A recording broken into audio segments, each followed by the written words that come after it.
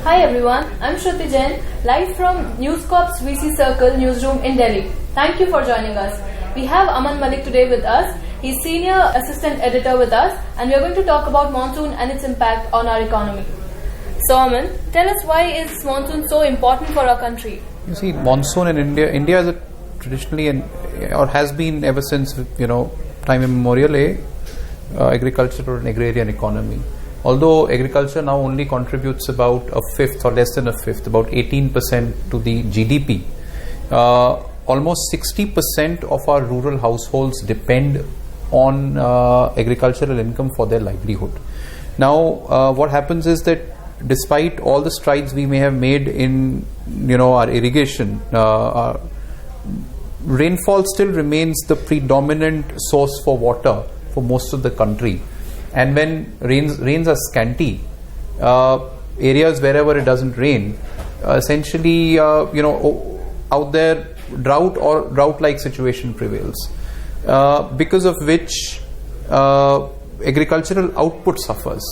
When agricultural output suffers, farmers who have taken loans, etc., to fund their sowing and other agricultural input needs, they cannot really repay their loans.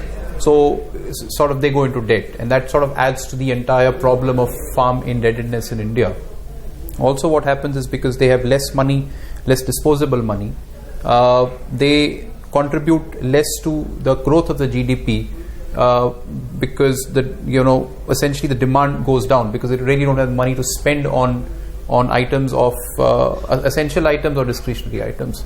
So a good monsoon is very much essential for the Indian economy, and if India has to grow at over 7% eventually, a good monsoon is absolutely essential to that extent.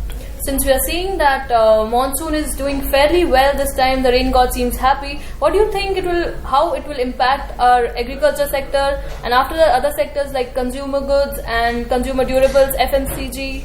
Shruti, last 2 years we had a deficient monsoon. Therefore, we have had a drought-like condition in this country.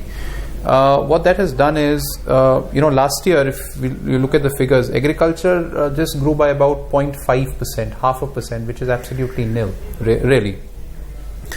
If we have a good monsoon, and it looks like we'll have a good monsoon this year, agricultural growth will certainly pick up. And Niti Aayog's Vice Chairman, Arvind Panagaria, has said that it could actually go up to anywhere between 4 to 5%. If that happens, that will be really good for the agriculture sector. It would also mean that downstream sectors like FMCG, consumer durables, housing, rural housing, all these sectors would actually see, because farmers will have more money to spend. Farmers are likely to buy these goods.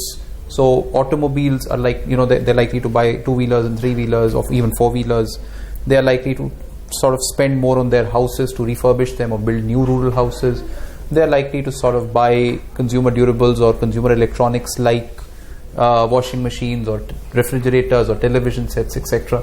So rural demand will pick up, and that will sort of take the economy up, which is what we hope will happen. It's early days in the sense that the monsoon period effectively it lasts till October, because the withdrawal of the monsoon also has sees rainfall in areas like Tamil Nadu, etc.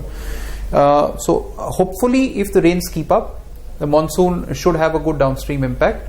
But in the first 1 month, the signs are very encouraging. So what do you think about what will happen to the food prices for consumers like you, I, and everybody? What can we expect from it? That's a very good question, because as I said, there was a drought-like condition for the last 2 years. Right. What that has done is, it has built up supply side constraints. So there is a problem on the supply side when it comes to food. Now that problem is likely to persist till about October this year. Therefore, good rains right now would not really translate into an immediate fall in food prices, especially prices of pulses, which have skyrocketed. I mean, things like tuar dal and other dals, etc. I mean, they cost anywhere upwards of 150 to even 200 rupees a kg in certain cases. India has really not seen this kind of food inflation in the last several decades, if you will. Right. And this is, for the first time it's happening. However, if the crop yield is good, October onwards, the supply side constraints are likely to ease out, and then is when we may actually see food inflation go down. However, for the moment, the inflation will not really go down. Also, there is one more thing I need to add here. The Reserve Bank of India has said clearly in one of its working papers in 2004 that there's actually a very weak link between a good monsoon and food inflation going down. So it may not actually end up happening. This brings me to my last question, which is, like you said, inflation may not come down. What happens to the interest rates? The RBI has been under a lot of pressure to bring down interest rates, which was actually central to the controversy that happened where Subramaniam Swamy, BJP leader, essentially said that, Governor Rajan was not bringing down interest rates. If the inflationary trend continues, the RBI will find it very difficult to sort of bring down interest rates, to be honest with you. So I do not expect that to happen in the next quarter at least. Okay. Maybe in the last quarter of the year, if the monsoon remains good, if inflation eases to some extent, the RBI could sort of bring down interest rates. But until then, I really personally don't see that happening. I'll be very surprised if that happens.